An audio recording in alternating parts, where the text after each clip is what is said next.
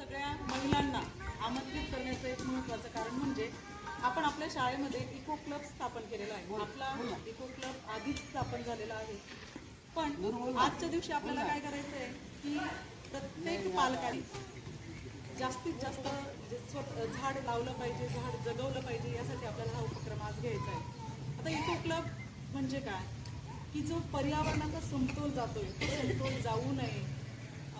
आता बघा उन्हाळ्यात किती ऊन पडतं की नाही, खूप ऊन पडतं। मग ते ऊन कशामुळे पडतं की चाललेली जी वृक्षतोड आहे थांबावी आणि जास्तीत जास्त झाडांची लागवड व्हावी, यासाठी आपल्याला हा उपक्रम घ्यायचा आहे। मग महिलांनाच का आमंत्रित केला आज? कारण महिलांना घरामध्ये प्रत्येक गोष्टीची काळजी करायची सवय असते। आपलं वनीकरण विभागातर्फे एक उपक्रम चालू आहे त्यांचा 30 सप्टेंबरपर्यंत त्यांचा उपक्रम चालणार आहे की एक पेड माँ के नाम। काय म्हटलंय त्या उपक्रमामध्ये? एक पेड काय म्हटलंय? म्हणजे काय की एक झाड आपल्या आईच्या नावाने प्रत्येक मुलाने लावायचं आहे। काय करायचंय? एक झाड आईच्या नावाने, म्हणजे आपल्याला आठवण राहील की माझ्या आईच्या नावासाठी हे मी झाड लावलंय, म्हणून हा उपक्रम आपल्याला आजच्या दिवशी साजरा करायचा आहे। आणि नुसतं साजराच नाही करायचा किंवा राबवायचंच नाही, आपल्याला ते झाड जगवायचं आहे। फक्त फोटो काढण्यासाठी करायचं आहे का? अजिबात नाही। आपल्याला ते रोप लावायचं आहे आणि ते रोप जसं जसं मोठं होईल त्या रोपाला आपण मुलाच्या आणि आईच्या नावाने किंवा आईच्या नावाची आपल्याला पाठी देखील तिथे लावायची आहे, बरोबर? मग आपल्याला आठवण राहील की आता मी लहान असताना मी सुद्धा एक झाड लावलं होतं, बदामाचं झाड होतं।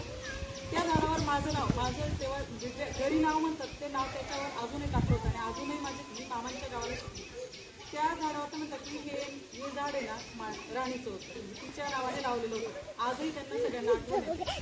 मग तसं आपल्याला आठवणीत राहावं असं काहीतरी एक वेगळं काम करावं म्हणून आपण आपल्या विद्यार्थ्यांनी लहान वयामध्ये जर त्यांच्या आईच्या नावाने झाड लावलं आणि त्यांनी लावलं म्हणजे मग त्यांची जबाबदारी कमी होते असं नाही। म्हणजे आईचं काम काय राहील की झाडाला पाणी घाल, झाडावर देखरेख ठेव, झाडाकडे लक्ष ठेव, बघ त्याला जायला त्याला खाऊ, म्हणजे बकरी वगैरे यांच्या प्राण्यांपासून पण त्याचं संरक्षण केलं जाईल। तर या गोष्टींची काळजी कोणाच्या मदतीने होऊ शकते?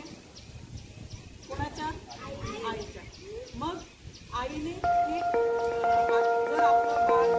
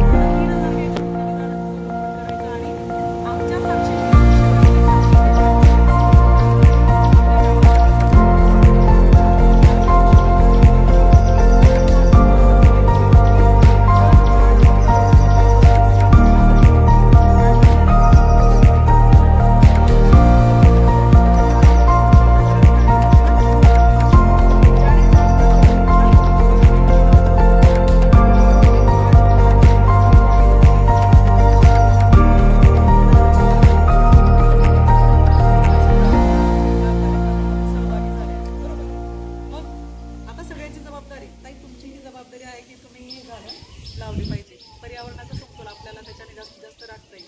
आता बक्षीस तर जाहीर केलेच आहेत, पण त्या दिवशी भाऊसाहेब असंही म्हणत होते, आपले सरपंच भाऊसाहेब असेही म्हणत होते, समजा ह्या वर्षी जर आपल्याला रिस्पॉन्स चांगला मिळाला म्हणजे काय की झाडं प्रत्येकाने जर जगवले, पहिले 4 बक्षीस देण्याचा मान जर आपल्याला गावात देता आला, तर पुढच्या वर्षी अजून आपण एक वेगळा उपक्रम कसा राबवू शकतो की ते म्हटले होते बरं का की घरपट्टी